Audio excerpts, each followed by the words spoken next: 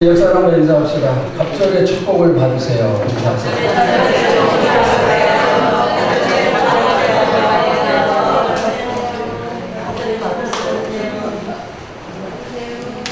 어느 아침 6시 깊은 잠에 빠져있던 사람들이 새로운 하루를 맞이하기 위해서 눈을 뜨고 일어납니다. 그리고 커튼을 열고 밖을 내다봅니다. 그런데 이상해요. 날이 훤히 밝아 있어야 될 텐데 아직 컴컴합니다. 시간을 잘못 봤는가 해서 핸드폰을 보니 시간은 이상이 없어요. 격식에도 학상식에도 같은 시간입니다. 하도 이상해서 친구에게 전화를 걸어봅니다. 그런데 친구도 똑같은 상황입니다. 갑자기 태양이 사라졌어요. 오전 9시가 지나고 10시, 11시가 되어도 세상은 똑같습니다. 기상청에는 문의 전화가 폭주하고 또 TV 방송에서는 하루 종일 특종이라 보도하면서 이유가 무엇인가 전문가들의 토론이 이루어지고 있습니다. 오후 3시, 4시가 되어도 마찬가지고 드디어 저녁 시간이 되었습니다. 지구촌 곳곳에서 세상의 말세가 왔다 통곡하며 울고 난립니다. 그런가 하면은 믿는 사람 가운데는 제가 마지막 회개 기도를 드려야겠다 기도하는 사람들도 많이 있습니다. 그렇게 꼬박 하루가 지나고 다음날 아침 6시가 되었습니다. 사람들은 지칠 대로 지쳐 있습니다. 그때 갑자기 한 줄기 빛이 동쪽 하늘을 가르고 나타나 비추기 시작합니다. 사람들은 흥분해서 소리를 칩니다. 많은 사람들이 하늘을 쳐다보면서 신이시여 새로운 아침을 주셔서 감사합니다. 더 예수 믿는 사람들은 하나님 다시 해가 뜨게 해주셔서 감사합니다. 찬양하면서 기도를 합니다. 이것은 누군가가 쓴 사실이 아닌 가상의 수필이에요. 그러면은 이러한 글을 쓴 저자의 의도가 무엇일까요? 일상적인 일에 대한 감사를 잃어버렸다는 것, 그런 사람들에게 감사를 깨우치기 위함입니다. 우리는 오늘 태양이 떴기 때문에 내일도 당연히 뜨리라고 생각을 합니다. 그래서 뜨는 태양을 보면서 감사가 없어요. 또 농사가 잘 되도록 때에 맞춰 비가 내리기 때문에 내일 비, 당연히 비가 온다 생각하면서 비를 보면서 감사가 없어요. 내 생명이 붙어있기 때문에 오늘 내가 살고 있고 내일도 당연히 살 것이다 생각하면서 살아있음에 대한 감사가 없어요. 똑같은 일상이 늘 반복되기 때문에 감사가 사라졌습니다. 그런데 딱 하루 해가 뜨지 않았다가 다시 뜨니 해가 얼마나 소중한가를 알게 됩니다. 해가 없어진 다음에 깨닫고 감사하는 게 아니라 해가 늘 떠있는 평상시에 감사하라. 이것이 바로 성경의 가르침입니다. 매일매일 일상에 일어나는 모든 일들에 대해서 여러분이 늘 감사하시기를 바랍니다. 네. 우리가 조금만 깊게 생각하면 감사 일들 너무 많고 모든 것이 감사할 뿐이에요. 우리가 이렇게 감사절을 맞이하면 감사할 게 있어야 감사를 하죠. 이런 사람들이 분명히 있습니다. 그런데 하나님이 주신 것을 우리 모두가 너무너무 흡족하게 누리고 있습니다. 그러면서도 당연하게 생각을 합니다. 만약에 하나님이 태양을 뜨지 않게 하시면 어떤 일이 일어날까요? 실제로 그런 일이 많이 있죠. 이스라엘 애굽에서 해방될 때 하나님께서 3일 동안 애굽 땅이 흑암에 처하도록 하셨어요. 또 만약에 우리에게 호흡할 공기, 산소를 주시지 않으면 어떻게 될까요? 하나님은 어떻게 그런 일을 하실 수 있을까? 이렇게 의심하겠지만은 여러분이 높은 산에 오르면은 산소가 없어요. 그러면은 거기서 호흡할 수가 없습니다. 우리가 사는 이런 지옥도 하나님께서 그렇게 하실 수가 있어요. 아멘. 일용할 양식을 주시지 않고 내가 일할 일터를 주시지 않고 가족과 가정을 주시지 않고 그러면은 여러분 살 수 있을까요? 여러분에게 일어나는 평상적인 일에 대해서 모든 거 하나님이 주신 것임을 생각하면서 늘 감사가 넘치시기를 바랍니다. 아멘. 오늘 본문이 바로 또 그런 내용입니다. 시편 136편은 26절로 이루어졌습니다. 본문이 그래서 우리가 9절까지만 읽었는데 1절에서 26절까지 공통적으로 나오는 문장이 있어요. 여러분 한번 찾아보세요. 어떤 문장이 매 절마다 공통적으로 나오는가? 먼저 뭐가 나와요? 먼저 감사라가 나와요. 그 다음에 뭐가 나오죠? 그 인자심이 영원하다. 이 두 가지가 1절에서 마지막까지 계속해서 나오는데 이 136편에서 보면 하나님께 감사해야 될 25가지의 이유가 나와요. 25가지. 한 절마다 한 가지씩 이유가 나오는데 그중 몇 가지 이유를 살피면 땅을 주시네, 해를 주시네, 달을 주시네, 대적으로부터 지켜주시네, 인도 주시네, 먹을 것을 주시네 등등등 이런 것에 대해서 감사라는 거예요. 시편 136편의 모든 내용을 합치면 한마디로 무엇일까요? 하나님이 해주신 모든 일, 즉 범사에 감사라 이런 뜻이에요. 아멘. 그러면 여러분 우리가 왜 범사에 감사를 해야 되는가? 자, 데살로니가전서 5장 16절에서 18절을 봅시다. 시작. 항상 기뻐하라, 쉬지 말고 기도하라, 범사에 감사하라. 이것이 그리스도 예수 안에서 너희를 향하신 하나님의 뜻이다. 자, 성경을 보면은 성경 속에 많은 하나님의 뜻이 기록되어 있지만은 방금 보신 이 말씀에 나오는 세 가지는 가장 귀한 하나님의 뜻이에요. 가장 우리가 정말 힘있게 지켜야 될 그런 뜻입니다.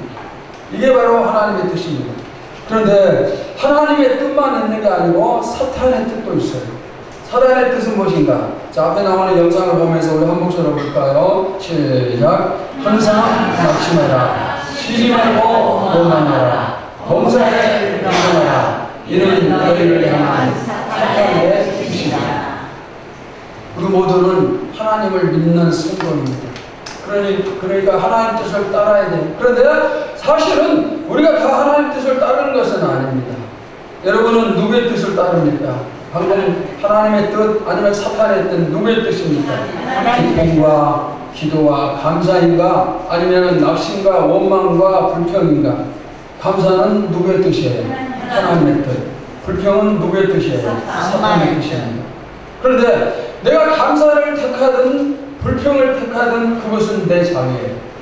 무엇을 선택하든지 하나님도 거기에 대해서는 간섭하지 않습니다. 그러나 그 결과에 대한 책임은 내 자신이 져야 돼요. 내 몫입니다. 그러면은 왜 누구는 감사하고 누구는 불평하는가? 누구는 환경이 좋으니까 감사하고 누구는 환경이 나쁘니까 불평하고 그런가? 그게 아니에요. 똑같은 환경에서 누구는 감사를 누구는 불평 이렇게 나뉩니다. 오늘 맥주제를 맞이하면서 여러분이 다시 한번 감사를 회복하시기를 축원합니다. 어떤 상황에서도 감사할 수 있는 그런 수준 높은 믿음이 되시기를 바랍니다. 다윗 왕이 아들 압살롬의 반역으로 인해서 급히 피난을 갑니다. 피난을 급히 가기 때문에 아무것도 준비하지 못하고 몸만 예루살렘을 빠져나갑니다. 이때 다윗이 하나님께 어떤 자세를 보였는가? 오만 있을까요? 자, 사무엘하 15장 25절 26절을 봅시다. 시작. 만일 내가 여호와 앞에서 은혜를 입으면 도로 나를 인도하사 내게 그 길과 그 계신자를 보이시리라. 그러나 그가 이와 같이 말씀하시기를 내가 너를 기뻐하지 아니한다 하시면 총이 열리사오니 선이 열리시는 대로 내게 행하시옵소서 하리라. 자, 이 말씀은 만약에 하나님이 나를 예루살렘으로 다시 인도하셔서 다시 왕도로 타게 해주시면 좋겠지만은 그렇지 않으실지라도 나는 하나님의 뜻을 따르겠습니다. 여러분 우리가 이렇게 할 수 있어야 돼요. 왕의 자리에서 완전히 쫓겨난다 할지라도 원망하지 않고 따르겠습니다. 바로 그런 믿음이에요. 이 다윗이 하나님의 아들임을 믿습니까? 하나님의 아들이에요. 그러면 우리는 누구의 아들입니까? 우리도 하나님의 자녀예요.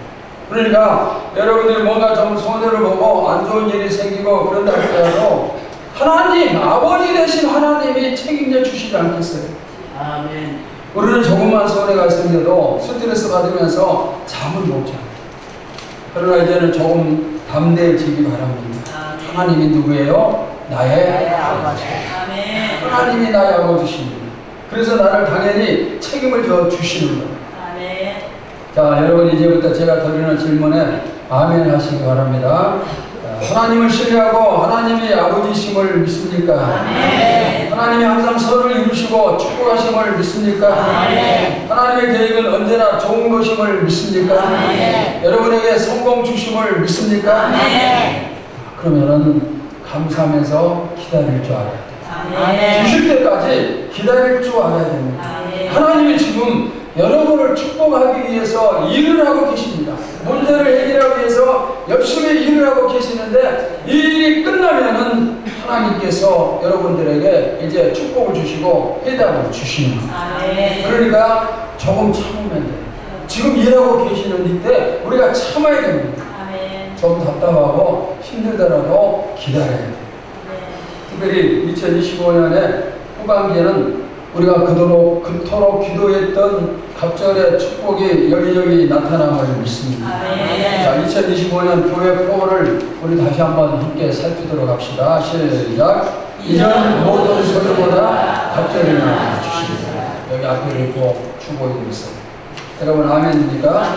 이전 모든 소리보다 갑절이나 주심을 믿습니다.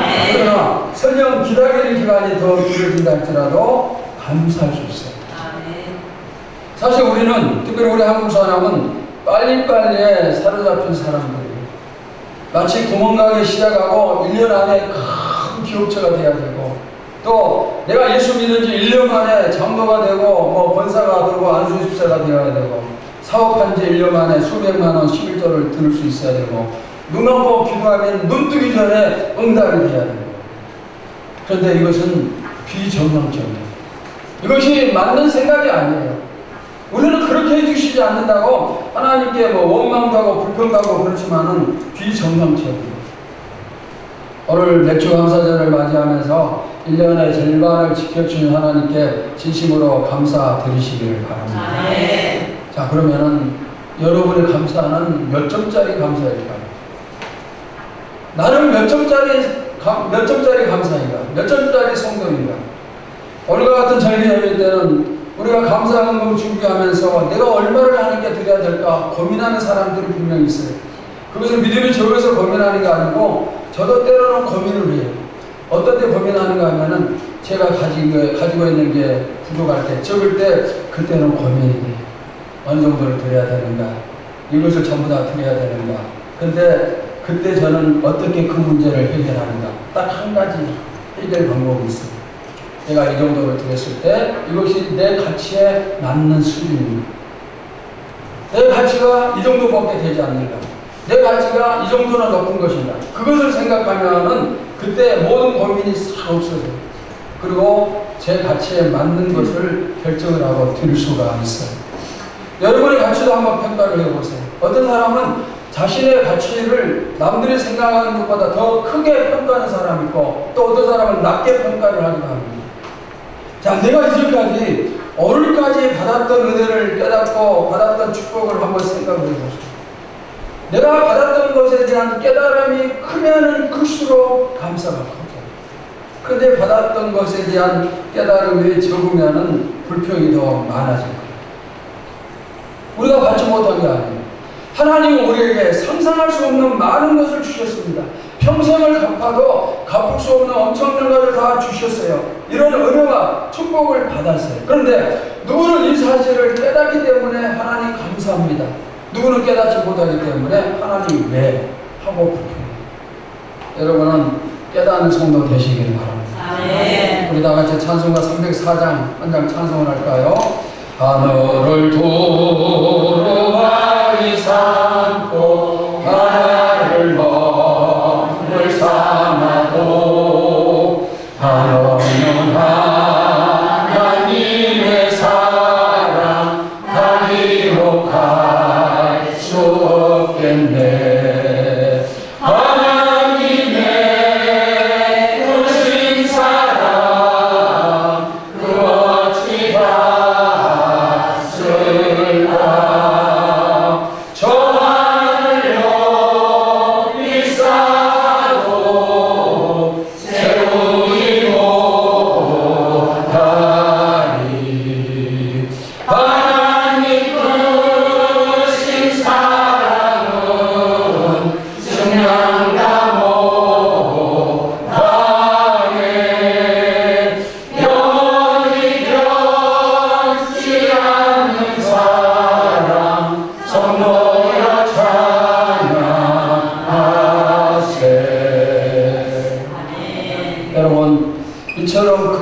하나님의 사랑이 누구에게 주어졌어요?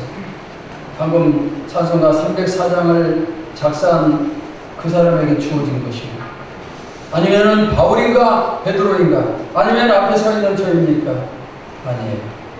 우리 모두에게 주신 사랑입니다. 하나님의 이 엄청난 사랑에서 제외되는 사람은 단 한 사람도 없어요. 여러분 모두 다, 이 자리에 앉아있는 여러분 모두가 다 이 사랑을 받는 주인공입니다. 우리가 이미 받았어요. 앞으로 받을 사랑도 더 많을 것입니다. 이 사실을 깨달으시기를 바랍니다. 깨달으면은 감사가 저절로 나오지만은 깨닫지 못하면은 아무리 많은 거 받아도 감사가 없어요. 만약에 나는 아무리 생각해도 하나님께 받은 것이 없습니다. 이렇게 생각하는 분이 있다면은 그러면은 여러분이 받은 구원은 무엇이에요? 내가 받은 구원은 무엇입니까? 그것은 아무것도 아니고 별것이 아닌가? 아파트 한 채 받은 게 훨씬 더 큰 축복입니까? 제가 수없이 강조했어요. 우리가 구원받은 것보다 더 큰 축복은 없다고 했습니다. 이 세상의 모든 것을 전부 다 받았다 할지라도 구원받지 못한 성도는, 구원받지 못한 사람은 그것은 축복이 아니에요. 한 영혼의 가치는 세상의 모든 것을 합한 것보다 더 귀해요. 그런데 우리는 우리의 영혼이 구원을 받았어요. 그러니까 어마어마한 복을 받은 축복자예요. 여러분 이 사실을 믿습니까? 여러분 엄청난 축복자예요. 어떤 사람이 이렇게 생각을 합니다. 그래, 내가 구원받은 것은 맞지만은 그런데 나는 다른 사람에 비해서 고난이 너무 크다. 이런 생각입니다. 그러면 고난이 크기 때문에 감사가 옵니다. 자, 한번 해답을 여러분 찾아보세요. 성경에서 가장 큰 고난을 받은 사람 두 사람. 구약에서는 누구이고 신약에서는 누구일 것 같아요? 구약에서는 욥이고 신약에서는 누구일까? 바울이다. 제 생각이에요. 욥은 10명의 아들과 딸을 한꺼번에 다 잃었어요. 그리고 최고의 부자였던 그가 모든 재산을 한꺼번에 전부 다 잃어버렸어요. 몸에 그리고 병이 들어가지고 엄청난 고통을 당하고 최고의 고난을 당한 사람이 바로 욥처럼 생각해요. 신약에서는 바울. 그러면은 자, 이 바울이 받은 고난과 우리가 받은 고난을 한번 생각을 해보도록 합시다. 고린도후서 11장 23절에서 27절을 보겠습니다. 그들이 그리스도의 일꾼이냐 정신없는 말을 하거니와 나는 더욱 그러하도다. 내가 수고를 넘치도록 하고 옥에 갇히기도 더 많이 하고 매도 수없이 맞고 여러 번 죽을 뻔하였으니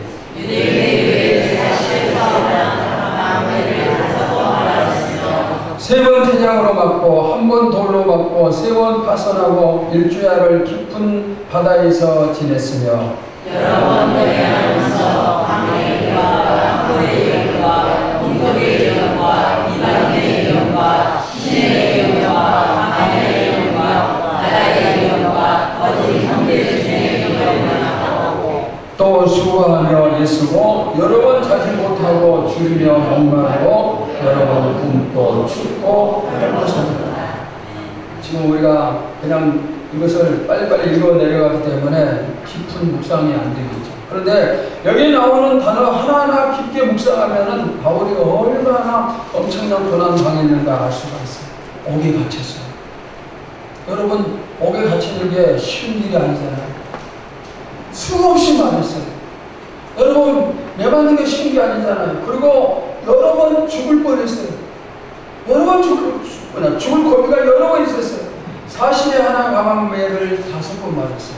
왜 40대를 치지 않는지 아세요? 40대를 치면은 수치고 죽을 수가 있어요. 그러니까 40에서 하나를 빼서 때리는데 그걸 무려 5번. 그 다음에 돌로 맞고 배가 3번이나 파손을 당하고 그 다음에 여행하면서 위험을 당하고 강도의 위험을 당하고 그 다음에 동족들의 위험을 당하고 이방인의 위험을 당하고 먹지 못하고 자지 못하고 춥고 힘들고 뻘겋고 하나하나 생각하면 상상할 수 없는 고난을 바울이 받았어요. 여러분 우리가 아무리 믿는다 할지라도 이 정도 고난이 될까요? 아무리 큰 고난 많은 고난 받을지라도 바울과 비교할 수가 있을까요? 바울이 어떻게 고백을 했는가? 그가 받을 고난이 너무나 크기 때문에 나는 살 소망까지 끊어졌고 마음의 상형 선고를 받았다 고백했어요. 소망이 하나도 없어요. 너무나 고난이 크기 때문에. 그리고 사형 선고를 받은 사형수와 같은 그런 본인. 그러면은 바울이 이렇게 엄청난 큰 고난을 받았기 때문에 하나님 앞에 원망하고 불평했는가? 여러분 성경 어디를 살펴도 바울은 한 번도 불평하지 않아요. 바울이 예수 믿고 돌아선 다음부터 한 번도 하나님을 향한 불평하지 않아요. 죽을 고비를 넘기고 살 소망이 전부 다 끊어져 버리고 감옥에서 고초를 겪으면서도 바울은 불평하지 않아요. 원망하지 않아요. 그러면 어떻게 있을까요? 불평을 하지 않는 게 아니라 오히려 적극적으로 하나님께 감사합니다. 바울의 가르침을 보면 성경 곳곳에 감사라는 내용이 나와요. 자, 성경 몇 구절을 제가 여러분들에게 소개를 하겠습니다. 빌립보서 4장 6절입니다. 시작. 아무것도 염려하지 말고 다만 모든 일에 기도와 간구로 너희 구할 것을 감사함으로 하나님께 아뢰라. 아무것도 염려하지 말고 감사함으로. 자, 디모데전서 1장 12절입니다. 시작. 나를 위하여 하신 그리스도 예수 우리 주께 내가 감사함은 나를 충성되게 여겨 내게 직분을 맡기시니. 여러분, 내가 집사의 직분 받고 권사 직분, 안수 집사 직분, 그리고 장로 직분 받았으면은 감사해요. 아멘. 방금 그 말씀이에요. 다 데살로니가전서 2장 13절입니다. 시작. 이러므로 우리가 하나님께 끊임없이 감사합니다. 바울이 하나님께 끝없이 감사한다고 고백해요. 끝없이 끊임없이. 고린도전서 3장 15절입니다. 시작. 그리스도의 평강이 너희 마음을 주장하게 하라. 너희는 평강을 위하여 한 몸으로 부르심을 받았느니 너희는 또한 감사하는 자라. 어떤 사람이 되라? 감사하는 사람이 되라. 바울 자신은 감옥에 있으면서도 감옥 밖의 사람들 향해서 너희가 감사하라 이렇게 교훈을 합니다. 자신은 가난하면서도 모든 것을 누리고 사는 부유한 사람들을 향해서 너희는 감사해라. 자신은 육체적 질병을 당하면서 고통당하면서도 건강한 사람을 향해서 감사해라. 여러분, 이게 쉬운 게 아니잖아요. 이런 말 하는 게 쉬운 게 아니에요. 내가 건강할 때 다른 사람들에게 감사해라 말하는 게 쉬워요. 내가 부유할 때 모든 다른 사람들에게 감사해라 말하는 게 쉬워요. 내가 감옥 밖에서 자유로우면은 밖에 있는 사람들에게 감사해라 말하는 게 쉬워요. 그런데 지금 감옥 안에 있으면서 감옥 밖에 사람에게 감사해라. 내가 지금 몸이 아파서 힘든 가운데 있는데 건강한 사람을 향해서 감사해라. 이게 말하는 게 쉽지 않아요. 그런데 바울은 그렇게 했어요. 그러면은 바울이 속으로는 정말 불평할 때 차고 넘쳐있지만은 겉으로 우리를 가르치기 위해서 이성적으로 감사하라 이렇게 말을 했는가? 또 바울이 멋있어 보이려고 그렇게 말을 했는가? 아니, 바울은 감옥 속에서 실제로 감사했어요. 어떻게 할 수 있습니까? 빌립보 감옥에서 찬양하며 기도하는 모습이 감사의 친구. 바울이 감옥에 갇혔어요. 귀신 들린 여인이 있을 때 귀신을 쫓아냈어요. 그러니까 그걸 거기에 누명을 씌워가지고 때리고 감옥에 가두었어요. 그러면은 내가 하나님 일하느라고 귀신도 쫓아냈는데 이게 뭡니까? 바울이 그렇게 따져야 되겠지만 바울은 찬양했어요. 기도했어요. 감사를 했습니다. 그의 감사는 진실이에요. 마음속에서 우러나오는 진실된 감사. 그래서 하나님이 받으시는 정말 하나님이 기뻐하시는 감사. 오늘 저는 나는 고난이 너무 크기 때문에 감사하기 힘들다 이렇게 생각하는 분들에게 바울을 바라보라 말씀하고 싶습니다. 또 우리 가운데 정말 나는 살 소망이 전혀 없다, 살고 싶지 않다 그런 사람이 있다면은 또 감사는커녕 원망하고 불평할 힘조차도 없다 느끼는 그런 분이 계신다면은 바울을 생각하겠습니다. 바울을 바라보시면 하나님은 살고 싶어 하지 않는 여러분에게 동일한 사랑을 베풀어 주셨어요. 예수 그리스도는 살고 싶어 하지 않는 그런 사람에게 동일한 십자가의 사랑을 피 흘려 주셨습니다. 하늘같이 높고 큰 사랑, 바다같이 깊고 넓은 사랑을 누구에게 주셨어요? 여러분 누구에게 주셨습니까? 하나님이 나에게 주셨어요. 아멘. 누구에게요? 나에게. 아멘. 이 사랑에서 벗어난 사람 한 사람이 없어요. 어느 자리에 앉아 계신 여러분 모두가 다 이 사랑의 주인공이에요. 아멘. 이 사랑의 주인공. 하나님이 나에게 이런 사랑을 주신 거예요. 큰 고난 속에서도 감사하는 사람은 신앙 수준이 높은 사람이에요. 여러분, 우리 교회가 부흥하고 행복한 교회, 그래서 너무너무 좋지만, 그러나 이 교회에서 목회하는 저에게 힘든 일이 왜 없겠어요? 여러분에게 고백하지 못한 힘들고 어려운 일들이 왜 없겠어요? 그럼에도 불구하고 저는 너무너무 감사합니다. 고난이 크면은 신앙 수준이 높은 사람입니다. 나는 왜 다른 사람보다 큰 고난, 힘든 일이 많이 생길까? 그러면은 그런 사람은 믿음이 좋기 때문에 그런 큰 고난을 받고 그 다음에 그 사람에게 기다리고 있는 것은 큰 영광과 상급이죠. 아멘. 우리가 고난 받은 만큼 상을 받아요. 아멘. 고난을 받으면 그 다음에 반드시 영광과 상이 뒤따라옵니다. 그러니까 여러분이 나는 왜 다른 사람보다 고난이 많고 또 큰 고난이 많이 찾아오고 그런가 이런 생각이 든다면 뭘 생각을 하시면 되는가? 이제 곧 머지않아서 내가 받을 영광과 상이 크구나 이걸 아시죠. 아멘. 이걸 아시면 돼요. 여러분 힘들고 고난이 커서 쓰러지라 할 때마다 그 뒤에 기다리고 있는 영광과 상을 생각하며 힘을 내시기를 바랍니다. 아멘. 만약에 우리에게 상이 없는 고난이면 얼마나 힘들겠어요. 상이 없이 평생을 고난 중에 살아간다면 감사는커녕 견디기도 힘들죠. 그러나 상이 있어요. 고난이 지나면 상이 있습니다. 그러니까 얼마든지 고난을 이길 수가 있고 고난을 감사를 할 수가 있어요. 아멘. 바울의 얘기를 한번 다시 할까요? 바울이 예수님을 만난 다음에 그의 삶은 온통 가시밭길 삶이었어요. 여러분, 그는 결혼하지 않았어요.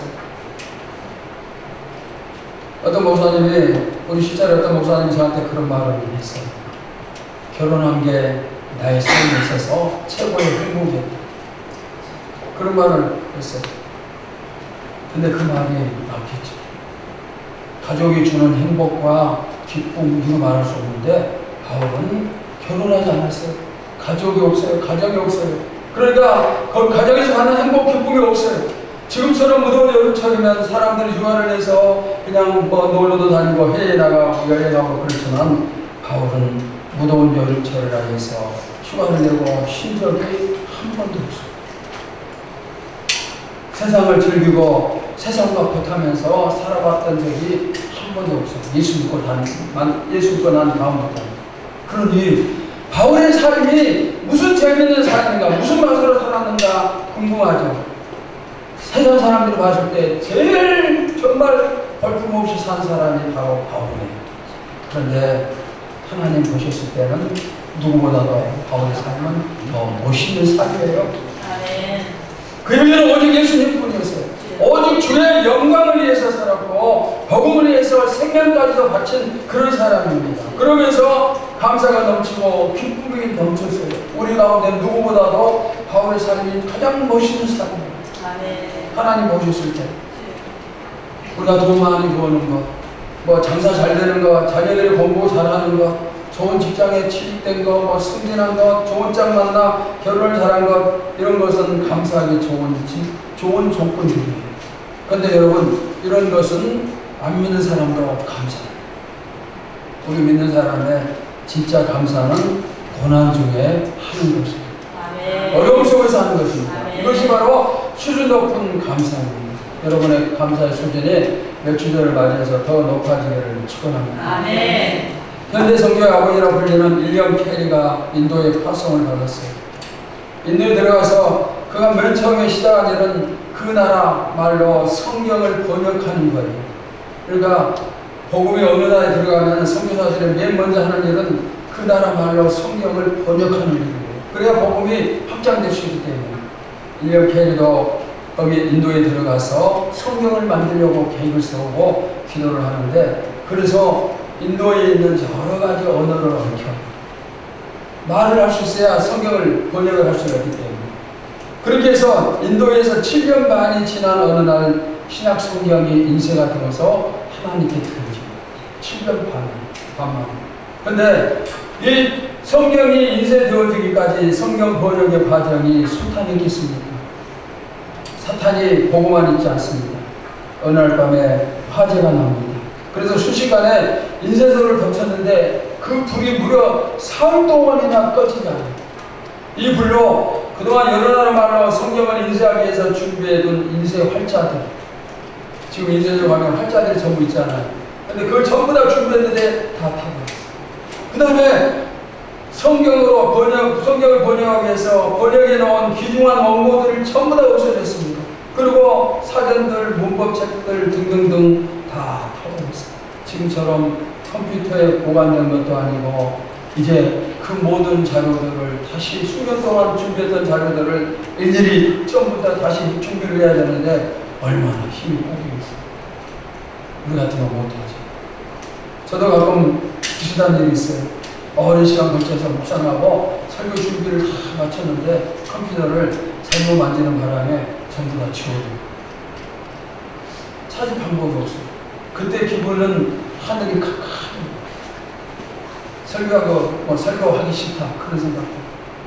하물며 수년 동안 준비하고 작업을 한 모든 자료와 인쇄 시설, 인쇄 용지 등등이 다 순간 없어졌어요. 어떻게 있을까요? 일년 캐리가 어떻게 있을까요? 그는 하나님의 다른 뜻이 있겠지. 하나님의 다른 뜻이 있겠지. 또 합력하여 선을 이루시겠지. 이것을 믿고 온 마음 대신 감사했어요. 여러분, 우리도 마찬가지로 그럴 때는 해답은 그것밖에 없어요. 하나님의 좋으신 다른 뜻이 있겠지. 합력하여 선을 이루시겠지. 이것과 연결시키지 않으면 우리는 힘들어서 쓰러져 버려요. 어려운 일이 올 때, 이제까지 해왔던 일이 전부 다 무너져 버릴 때 하나님과 연결시키지 않으면 다시 일어설 수가 없어요. 그러니까 거기서 믿음이 있어서 그렇게 하겠지만 나지 못해서라도 하나님이 합력하여 선을 이루시겠지 이렇게 고백했음을 믿습니다. 여러분도 힘들더라도 정말 넘어지고 도저히 일어설 수 없는 그런 상황이 되어버려 할지라도 어떻게 하라고요? 억지로라도 합력하여 선을 이루심을 믿습니다. 아멘.